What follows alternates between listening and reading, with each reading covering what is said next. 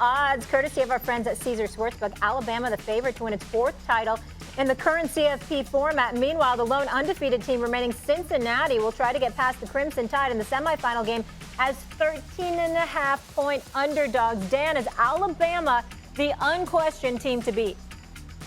Yeah, Alabama has earned that right to be the unquestioned favorite. Absolutely. I mean, the way that Bryce Young has kind of started this season against Miami and just has absolutely taken off. And his really last month of college football this year was spectacular. Not only his play, Molly, but the way he handled himself in crucial moments, in pressure-packed moments, was the thing that I marveled at the most or appreciated the most about his game. The talent that they have on the outside is spectacular at the wide receiver position. Anderson is a dynamic playmaker on the defensive side of the football. So I do believe that they are the favorite. That being said, I'm taking Michigan to win the whole thing. Wow! Go blue! I'm doing it because of this, Molly. So I called 2 Michigan games this year. I called Michigan in the first game of the season. They played Western Michigan. And I just remember walking outside of that game or out after that game and going, that was a different Michigan feel than it had the past years before. And you know, Jim Harbaugh infused so much young talent into that program. They have an unmistaken identity. And then their season kept getting better and better. I called their game against Penn State when I thought they played fantastic. And I think that at the line of scrimmage, they can match up against Georgia very well. I think they've got enough play. Hassan Haskins, who's their starting tailback, is like tackling, it's like tackling Aaron Donald. I mean, he is 6'2", 230 pounds. Blake Corum is their change-it back, is awesome. I think Caden McNamara, their quarterback, is significantly better than people give him credit for. So I think that Michigan, because I trust on both sides of the ball who they are on a consistent basis, week in and week out, I think Michigan wins the whole thing. Yeah, Merry Christmas, Dan, for bringing cheer to Ann Arbor. I'm not going to be so. You don't do that? You're not notorious for that? I've got a couple of lumps of coal for Jim Harbaugh. Yeah. I'm not even. I don't think Michigan gets out of the Georgia game, Dan. I don't mean to blow your cover here, but it seems like you just forgot that Georgia is standing in their way. Now I'm well aware that Georgia laid a big egg a couple of weeks ago in Atlanta, but I think they'll figure some things out. Having said that, I don't want to rain down on Jim Harbaugh. I've done that for years and have been finally proven wrong this year. He's been spectacular. I give him all the credit in the world. I felt like he deserved to be the National Coach of the Year. He has built a team from the ashes a year ago. Many were wondering if he would even be around. So I really give a lot of credit to the Michigan program, but I just don't think they're quite ready for what they're going to get into with this Georgia defense, and moving them ahead of that.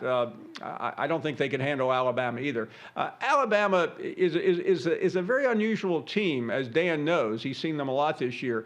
They really have struggled at times. They haven't looked very good. They barely got by a couple of games against LSU.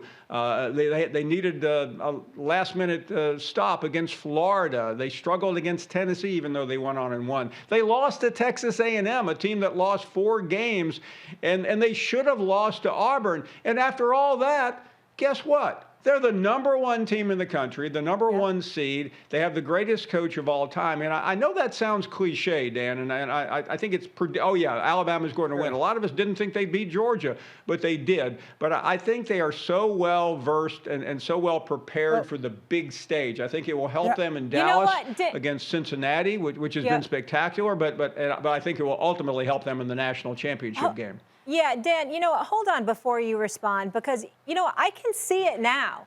I can see Paul Finebaum, and I hope Paul has returned. I don't know if he does, but everyone at home does. That'd be the look at his face, too. Paul, can you see this shot right now? I can't, so please, I'll go back. Tell me what I'm missing here. Oh, it's you and Harbaugh celebrating together. You look very jovial. You look like you're enjoying the yellow confetti falling on your head. And it makes sense now why you chose to wear your blue glasses today for good old Jim. Well, I'll let Dan talk in a second. Not that he hasn't talked for the last couple of years since he came to ESPN, but I would love to cover an Alabama-Michigan game. I'm not being unkind to Georgia. That would be the ultimate to see Jim Harbaugh in this setting. The last time he played Nick Saban 2 years ago, he got tire tracks on his head. But other than that, it would be quite a festive occasion, Dan. Yeah, you kind of referencing that I talk too much when you have the nickname the Mouth of the South is relatively convenient. You can't talk about 2 years ago and what happened in that bowl game. I want to ask you this I just mentioned it, that's all. No, I want to ask you this because I find it interesting, and this is not to throw any shade at Alabama in any kind of capacity, but the week leading into the Georgia game, the conversation in the great majority of people was, well, Alabama's not going to beat Georgia, and they're not even going to make the college football playoff. And now listen, they played incredible against Georgia, but now it's like, well, Alabama can't be beat or something like that. That's why I don't understand how one game has changed the whole kind of, I guess, the body of work narrative on what the potential is for someone to go and beat Alabama in the college football playoff. I believe they earned the #1 ranking by their performance in the SEC title game. They're fantastic. Bryce is unbelievable. But I do think that both Georgia and Michigan are more than capable of beating them. Well, Dan, they dismantled Georgia, and I think that's why a lot of people have jumped to that conclusion. And I feel terrible that I've upset you because we all love to hear Dan talk. I've gotten to know Dan over the years, and Dan, you talk all morning and all afternoon. I think I hear you as I'm dreaming of Santa Claus dropping down my chimney. I hear you 24 hours a day. But Merry Christmas, Dan. I don't want to end the year on a bad note with someone like you, please. Oh, I appreciate that. I thankfully I don't hear you when I think of Santa Claus, though. So. Thanks for watching ESPN on YouTube. For live streaming, sports, and premium content, subscribe to ESPN+.